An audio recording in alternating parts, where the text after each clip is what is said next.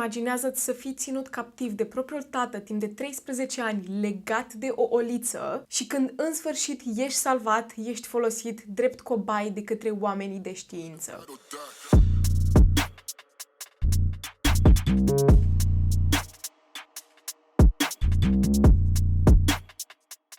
Salutare, fan True Crime, azi zi de traumă și dacă sunteți noi aici, bine, eu sunt Ceci și aici vorbim despre cei mai oribili criminali pe care am putut să găsesc vreodată. Vă propun să lăsați mâncarea aia deoparte, este efectiv teribil ceea ce se întâmplă, nu vine să cred ce cazuri mai găsesc de pe lumea asta. Dar dacă sunteți deja subscriberi aici, poftă bună!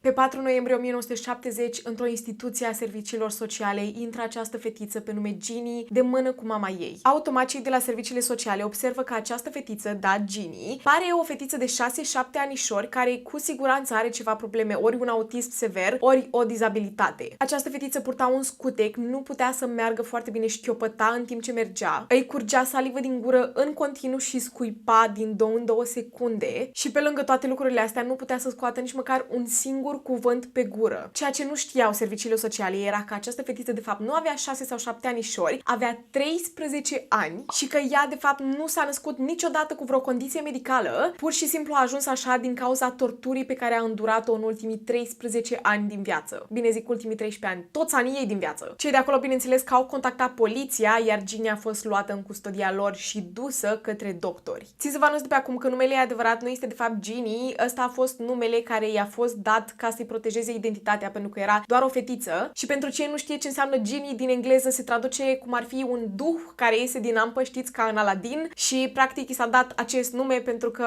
această fetiță a fost ținută captivă într-o cămăruță. La examinarea doctorilor s-a descoperit că această fată avea șoldurile dislocate, stomacul era deformat, era în deshidratare și malnutriție severă, avea o rană de la fesieri în jos pe picioare și era complet incontinentă, adică nu putea să se controleze de fiecare dată când trebuia să meargă la baie. Și pe lângă toate aceste condiții medicale, nu putea să vorbească absolut deloc, știa să scoată niște sunete, dar se comporta de parcă îi e frică să scoată până și acele sunete. În următoarele zile, polițiștii aveau să descopere cel mai teribil caz de abuz pe care l-au întâlnit vreodată în viața lor. Și haideți să vă povestesc mai exact de la începutul începuturilor, dinainte ca Ginny să se nască. Ne ducem în această familie, numele tatălui era Clark Wiley, iar mama ei era Irene Wiley. Să vă povestesc despre Clark, în copilărie el a stat prin mai multe orfelinate, mama și tatălui îl abuzau extrem de tare. Când a crescut mai mare, a început să aibă din nou o relație cu mama sa și a devenit într-un fel sau altul obsedat de ea, să spunem, iar în adolescență a întâlnit-o pe Irene, iar Irina noastră avea niște probleme cu vederea și câteva probleme mentale, iar apoi când s-a căsătorit, ceva în Clark s-a schimbat și a început să o bată extrem de mult, efectiv să-i rupă mâini, picioare și avea nevoie ca în casa lui să fie liniște completă, orice zgomot îl deranja teribil. A început să devină foarte gelos și posesiv, iar Irina noastră nu putea nici măcar să mai iasă din casă, nu mai avea voie să sune părinții și dacă cumva făcea un zgomot care îl deranja pe Clark, venea bătută atât de tare încât era băgată în spital. Clark, fiind foarte deranjat de toate aceste zgomote puternice, care nici măcar nu erau zgomote puternice, dar trecem peste, era clar că nu voia să aibă nici măcar un singur copil pentru că nu voia să aibă de a face cu acele zgomote. După 5 ani de căsnicie, Irene rămâne gravidă din greșeală și când era gravidă în 7 luni, Clark a bătut-o atât de tare încât a băgat-o în spital, iar această fetiță s-a născut cu puține probleme și avea nevoie de îngrijiri. Iar pentru că cred că știm cu toții cât de zgomotos este să ai un copil mic, dar plânge în continuu, țipă, trebuie să ai grijă de el, trebuie să-i dai mâncare. Clark s-a enervat atât de tare încât a luat această fetiță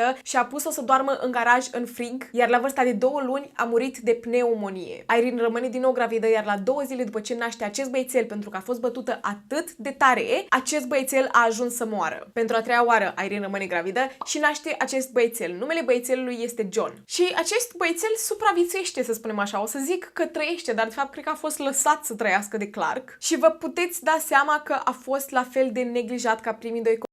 Efectiv, nu îl învățau să facă absolut nimic. Irene, pe lângă faptul că avea problemele ei și nu putea să vadă de un ochi în punctul ăsta, Clark îl neglija complet, îl bătea în continuare și asta a făcut ca la vârsta de 3 anișori acest băiețel nici măcar să poată să stea în picioare. Așa că mama lui Clark, da, bunica lui John, s-a decis că este timpul să vină și să aibă grijă de acest copil. Iar pentru că Clark o iubea pe mama lui atât de tare, era efectiv obsedat de ea, era un fel de mama's boy, să spunem așa, a acceptat toată treaba asta și abuzul s-a oprit pentru foarte puțin timp, iar în 1950 57, Irene naște o altă fetiță, iar această fetiță este Ginny Wiley. În primul ei an de viață, bunica, mama lui Clark, încă se află în casă, încă îi ajută cu acești doi copii, iar la un moment dat, când bunica copiilor era cu John afară, se plimbau, au fost loviți de către o mașină care era condusă de un om beat. John a supraviețuit, acest băiețel de 7 ani, dar bunica lui a murit. Gândiți-vă că asta este mama lui Clark, care a reușit să, nu știu, să pună piciorul ăla în prag în această casă, ca acești doi copii să nu mai fie abuzați, ca toată această posesivitate să fie pusă în frâu, și ăsta este momentul decisiv care a schimbat ceva total în capul lui Clark. Efectiv a început să intre într-un fel de psihoză paranoică, să spunem așa, și era ferm convins că oamenii de afară aveau să le facă rău și trebuia să-i țină închiși în casă pe toți. Pentru că Ginny s-a născut în aceste condiții, și pe toată perioada sarcinii mama ei a fost bătută, ea s-a născut cu un șold dislocat. Asta era singura ei problemă medicală și au reușit să o rezolve. S-au dus la doctor și au rezolvat toată această problemă medicală, dar în capul lui Clark era nu. Fata asta este bolnavă, trebuie să fie protejată, așa că după ce mama lui a murit, nu mai era nimeni acolo care să aibă control, a spus că gata, trebuie să o țin pe această fetiță închisă pentru tot restul vieții ei. A început să-și imagineze că are niște probleme mentale,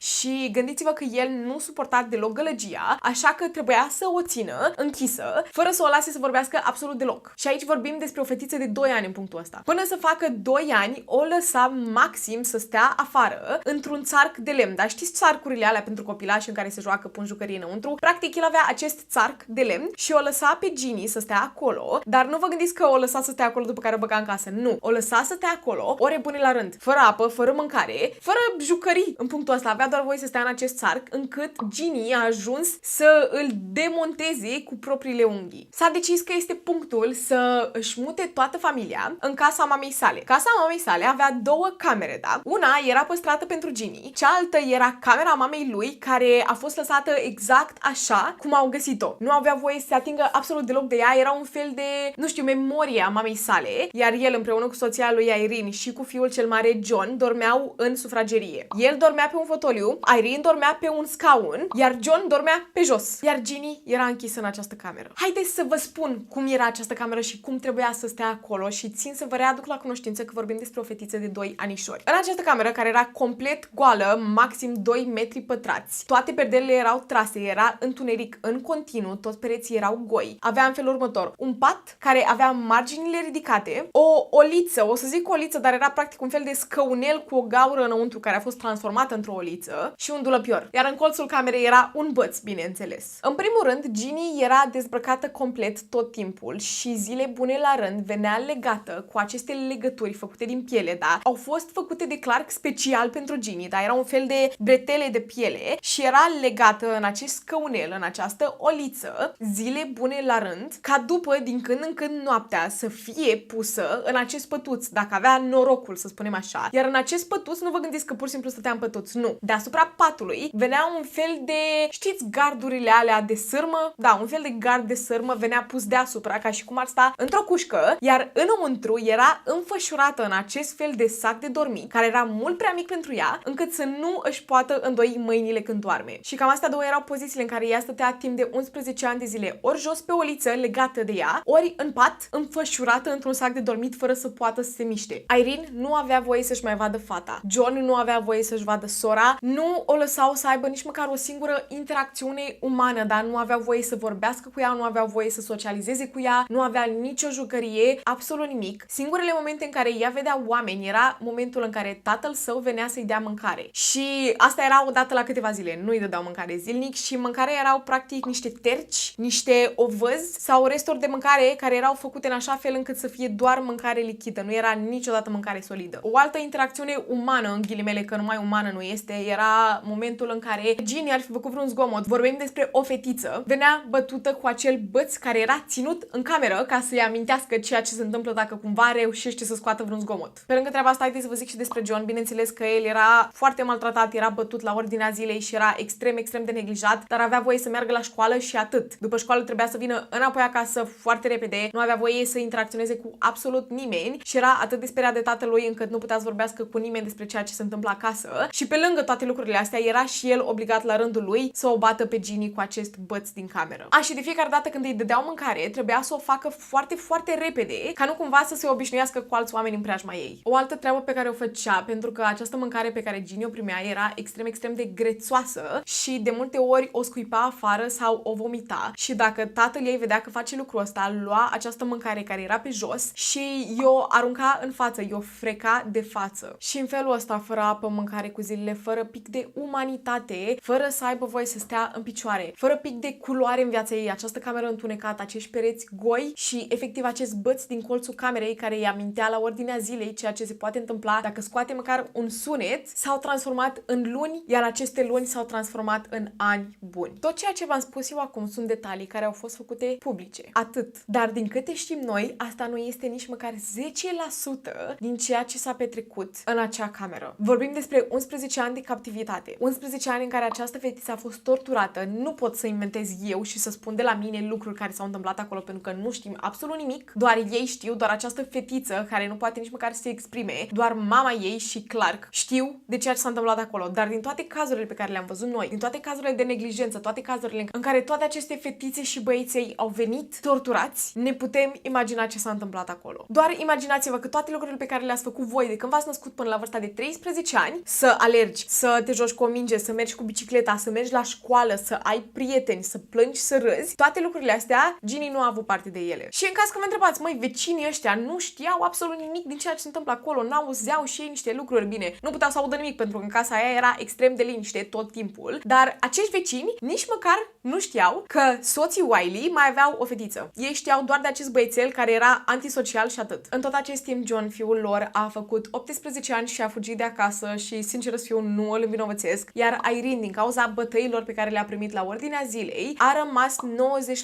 90% fără vedere. Deci, în punctul ăsta, chiar dacă voia să fugă de acasă, nu prea putea să o facă ca lumea, așa că până la urmă a avut acest argument imens cu Clark și era extrem de supărată, mai ales pentru simplu fapt că nu putea să vorbească cu proprii părinți, așa că și-a luat inima în dinți, a luat-o pe Ginny și a fugit acasă către părinții ei, unde a stat timp de 3 săptămâni și în momentul când a cerut ajutorul doctorilor, a ajuns la serviciile sociale. Acum că știți cum s-a ajuns în momentul ăsta, haideți să vorbim despre ce s-a întâmplat cu Ginny după, pentru că mi se pare extrem de teribil. Repercursiunile pe care le-a avut după toată această tortură timp de 11 ani de zile au ajuns să o aducă în ultimul hal. În primul rând, nu știa să mestece sau să înghită mâncare pentru că ea, în toată viața ei, nu a mâncat mâncare solidă. Oamenii spuneau că ea și îndesa gura cu mâncare ca o veveriță cu alune în gură și încerca să-și lase saliva să, nu știu, să topească toată această mâncare, să o facă să fie în formă lichidă ca să poată să o înghită, pentru că săraca fată nici măcar nu știa să mestece. De multe ori își scotea această mâncare din gură și o dădea de masă ca să poată să o facă cât de lichidă poate și să o bage direct în gât. Nu putea să stea drept în picioare, nu putea să-și întindă mâinile sau picioarele, nu putea să sară, nu putea să alerge, nu putea să facă niște lucruri pe care orice fetiță de 13 ani ar putea să îl facă. Îi era frică de orice sunet, îi era frică să facă orice sunet pentru că a știut consecințele acestor lucruri pe tot parcursul vieții ei. Gândiți-vă că nu știa nici măcar să râdă sau să plângă. De fiecare dată când era în dureri și era clar că era în dureri 24/7, nu putea să schițeze nici măcar o emoție. Nu zâmbea, nu părea să fie tristă, nu părea, efectiv, părea că se uită prin tine. La 13 ani cântărea doar 25 de kilograme și avea 1,37 m. Ea saliva în exces și scuipa în continuu de fiecare dată când avea gura plină și scuipa peste tot. Efectiv,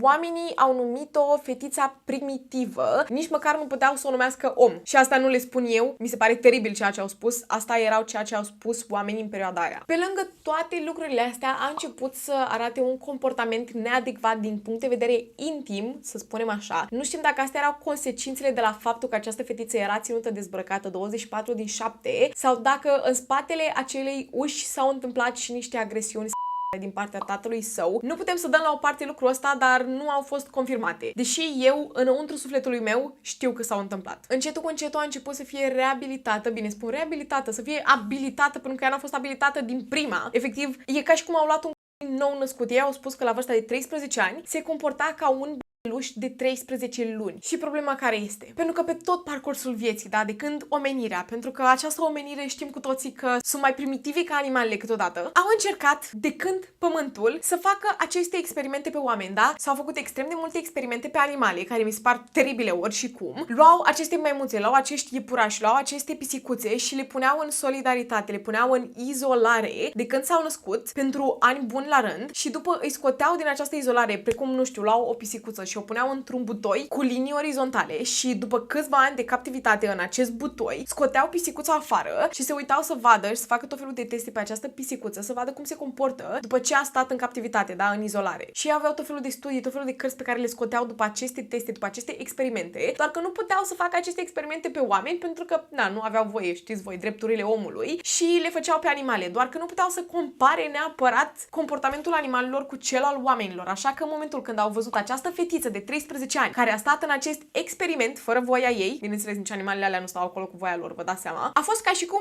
nu știu, au ajuns la jackpot. Erau, da, gata, cu fără cu aur, am găsit această fetiță, trebuie să o studiem, trebuie să facem teste, trebuie să vedem ce se întâmplă, da? Ce se întâmplă după ce a stat 13 ani în captivitate, în care nu a văzut lumină, nu a văzut o mâncare solidă, nu a văzut un WC-ul. Ginny a fost exploatată la maxim în următorii ani de către oameni de știință, neurologi, tot felul de doctori care încercau, nu știu, să vadă ce s-a întâmplat cu ea, ce s-a întâmplat cu creierul ei, cum se comportă. Știți cum se comportă? Ca un copil care a fost ținut 13 ani închis într-o cameră, așa se comportă. A fost trimisă din diferite centre de testare, în diferite orfelinate. Au fost familii care au vrut să o ia în grijă și au luat-o în grijă, fără voia celor de la servicii sociale, pur și simplu ca să vadă cum se comportă și să-i facă tot felul de teste. Și ei se gândeau mai mult că, măi, fata asta o să crească mai mare, da, este această fată care a trecut prin acest experiment, să spunem așa, și o să ajungă faimoasă. Și dacă noi o să avem în grijă, o să ne facă și pe noi faimoși. Cât de teribil sunt oamenii. Și asta nici măcar nu e umanitate. Ați luat această fată de 13 ani care n-a văzut, efectiv, n-a văzut o pisică în viața ei, n-a văzut o rază de soare în viața ei și o folosiți drept cobai. O folosiți drept, nu știu, facem bani de pe ea când crește mai mare. Și toți acești doctori, toate aceste familii aveau aceeași scuză, că încercăm să o ajutăm. Într-adevăr, cât a fost trimisă din familie în familie, de la doctor la doctori, a reușit să învețe să, nu știu, să socializeze într-un fel sau altul, dar vă spun socializeze un pic cam tras de păr, pentru că în primul an, după ce a ieșit, după ce a fost salvată, a reușit să învețe niște cuvinte, dar reușea să se exprime arătând cu degetul. Începuse, nu știu, într-un fel sau altul, să vorbească prin limbajul semnelor și formula propoziții de un singur cuvânt. În al treilea rând a reușit să lege 3 sau 4 cuvinte împreună, deși aceste cuvinte nu prea aveau sens. Învățase aceste cuvinte, dar nu învăța neapărat sensul lor. Spre exemplu, ea spunea, îmi place câinele și ea de fapt arăta către acest câine, o poză cu un câine și se referea la faptul că acesta este un câine. Dar ea folosea, nu știu, cuvântul îmi place la toate verbele.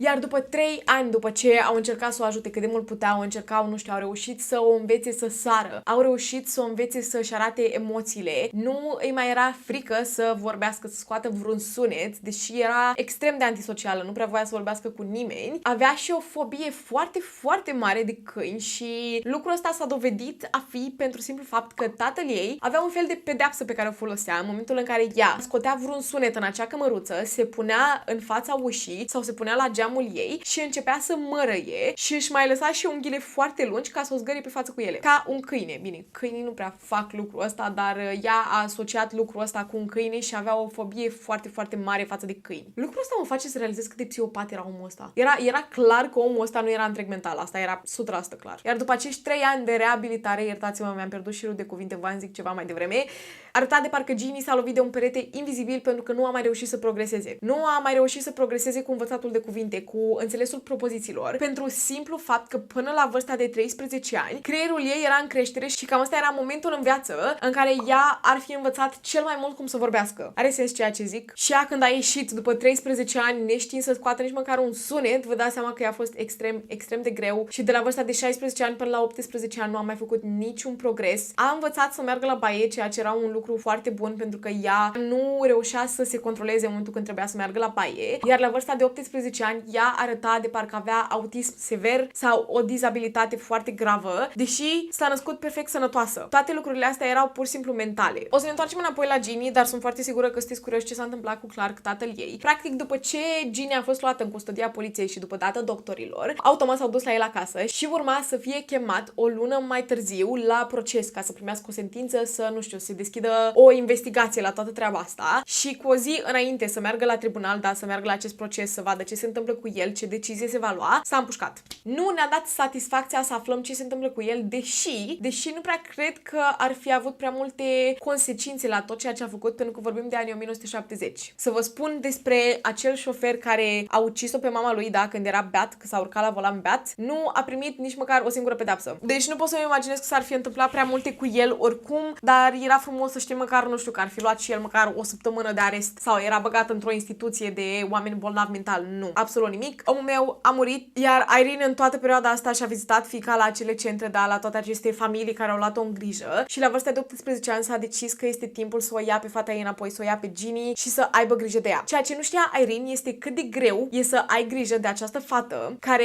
relativ poate fi integrată înapoi în societate, dar nu prea mult. Și pe lângă toată treaba asta, trebuie să ne reamintim că Irene nu mai vedea în punctul ăsta. Și să nu mai spunem că peste toate lucrurile astea, Ginny s-a întors înapoi în casa unde a fost ținută captivă, de unde a luat toate aceste traume și Irene și-a dat seama că nu are cum să aibă grijă de fata ei, așa că a dat-o înapoi, o să zic în plasament, dar nu, practic a dat-o înapoi la serviciile sociale care au băgat-o în acest azil de nebuni. Așa spuneau ei, nu eu doar vă zic ce se zice acolo. Problema este că în acest azil, oamenii mei nu aveau grijă de ea. De fiecare dată când Ginny se comporta neadecvat, care se întâmpla la ordinea zilei, pentru că până la urmă vorbim despre o fată care era bolnavă, urma să fie bătută sau țipau în continuu la ea, o țineau legată de pat, era pur și simplu văzută ca fiind această femeie nebună și chestiile astea erau lucruri normale în perioada aia, vorbim despre anii 1970. Tot progresul pe care l-a făcut în ultimii 5 ani de când a fost salvată a fost efectiv degeaba, pentru că în momentul în care a fost băgată la acest azil, totul s-a dus de răpă. Nu mai voia să vorbească, nu prea voia să mai mănânce, nu voia să vorbească cu nimeni, a început să se comporte ca și cum avea demență. Mama ei o vizita din când în când, dar din păcate a murit în anul 2003, iar fratele ei, care a vizitat-o o singură dată în 40 de ani, a murit în 2011. Știu că probabil vreți un final fericit, dar nu știm care este finalul, pentru că ea a rămas în acest azil. Ultimul report pe care l-am găsit la ceea ce se întâmplă este în 2016, când acest om de știință, să spunem așa, a încercat să o viziteze, dar era protejată de guvern, de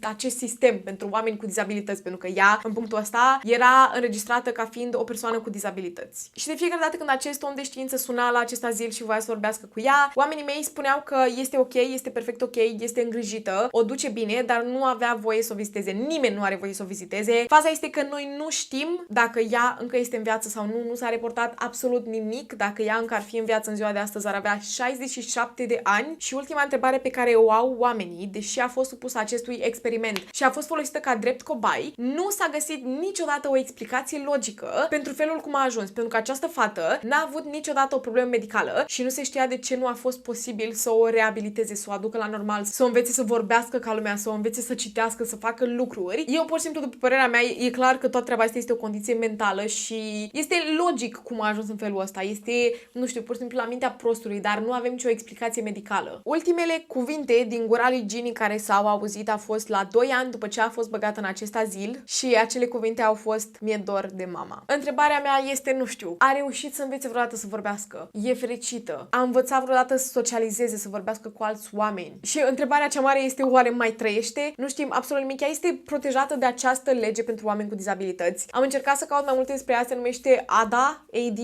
și nu știm absolut nimic. Nici nu cred că o să aflăm, probabil dacă încă mai este în viață și va muri. Va muri vreodată, bine. Bine, sigur va muri, dar mă refer dacă încă este în viață, probabil este o șansă extrem de mică să aflăm că Ginny Wiley a murit. Și atât.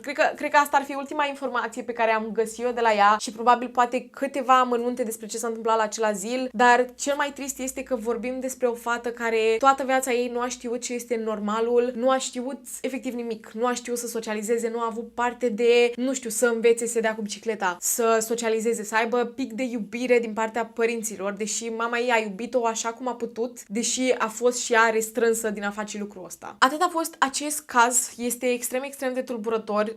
Nu am auzit niciodată de acest caz, deși, nu știu, mi se pare că ar trebui să vorbească mult mai mult despre el. Nu știu de ce. Mie mi se pare că am avea dreptul să știm ce face fata asta. Mi se pare că am avea dreptul, nu noi ca public, dar să fie niște oameni care să aibă dreptul să o viziteze și, nu știu, să dea un statement publicului. Nu știu, cred că vorbește curiozitatea de mine, dar chiar nu putem să știm ce se întâmplă cu ea, deși dacă stau să mă gândesc mai bine, pur și simplu o protejează. Bine, mă gândesc că ea în momentul când a fost dată la azil, a fost neglijată și acolo, dar ăștia erau anii 1980, anii 1990 și în perioada aia era complet normal, să spunem așa, pentru cine s-a uitat la American Horror Story, mai exact la sezonul Asylum, acolo am înțeles mai bine ce se întâmpla în perioada aia, dar sunt sigură că dacă trăiești în ziua de astăzi, în 2024, este tratată cum trebuie să fie tratată. Cel puțin așa sper. Și nu știu, sunt tare curioasă dacă știați de acest caz. Eu chiar nu știam. Chiar nu știam. Am aflat zilele astea când am început să fac research-ul despre acest caz. Am aflat de tot ceea ce s-a întâmplat. Mi se pare extrem de teribil, logic. Mi se rupe sufletul de fiecare dată când aud de cazuri care implică, nu știu, oameni vulnerabili în general. Și sunt tare curioasă ce părere aveați de el. Dacă știați deja de el și a stat aici doar pentru fața mea, mulțumesc frumos, vă apreciez din suflet, mă ajutați enorm, enorm de mult. Vreau să-mi lăsați pe lângă părerile voastre în comentarii să-mi spuneți ce alți criminali vreți să mai vedeți la mine pe canal și cu cât sunt mai rari întâlniți sau mai puțin vorbiți, cu atât mă ajută mai mult pentru că încerc să fac cât de multe cazuri rare, cazuri despre care nu se vorbește în general, deși sunt foarte multe cazuri cu oameni foarte populari, oameni despre care se vorbește foarte, foarte mult. O să mai fac și despre ei din când în când, dar mi se pare că, nu știu, nu mai am nimic de adăugat la ceea ce au făcut ei, deși astea sunt cazurile care îți duc cel mai virale. Nu știu. Cred că vă place de fața mea și atât. Vă apreciez din suflet oricum. Vreau să mulțumesc în special membrilor acestui canal care mă susțin și în felul ăsta mă ajută enorm, enorm de mult. Acolo aveți videoclipurile în avans și diferite story time-uri din viața mea personală. Anul acesta am licența la facultate, așa că vă rog frumos iertați-mă dacă nu reușesc să postez atât de mult pentru membrii, dar încerc din răsputeri. Pe acest canal postăm de 2 ori pe săptămână, miercuri seara la ora 6 și sâmbătă dimineață la ora 10 avem premieră, iar miercuri seara dăm un membership cadou unui privitor care este foarte, foarte activ la noi pe platformă, este aleatoriu. Nu uitați să lăsați like, comment, share, subscribe, tot ce zice la finalul videoclipului pe YouTube mă ajută enorm. Nu uitați că mai avem un alt cont de YouTube care se numește Mia și Ceci, acolo postăm tot felul de chestii interesante, daily vloguri și chestii despre criminali. Mai am ceva de zis, Luță, mai am ceva de zis, puiul meu, deci doarme pe jos lângă un sac. Deci dacă s-au auzit niște foșnituri pe tot parcursul acestui videoclip, îmi cer scuze, dar a fost Luță de vină. Atât, nu? Atât. Până trauma viitoare, stay safe. Haideți, mă, să vi-l arăt. Hai să vi-l arăt. Sufletului ce doarme acolo. Efectiv, e un sac negru. Când m-am apucat să fac curat în camera asta și să arunc tot felul de chestii din sertare și n-am mai apucat și am lăsat sacul acolo. Haideți să vi-l arăt. Nu știu dacă se vede, e acolo o fărămă de pisică. E negru, nici măcar, da, eu vi-l arăt, dar el e negru. Pisică neagră. Și s-a dus să sta jos.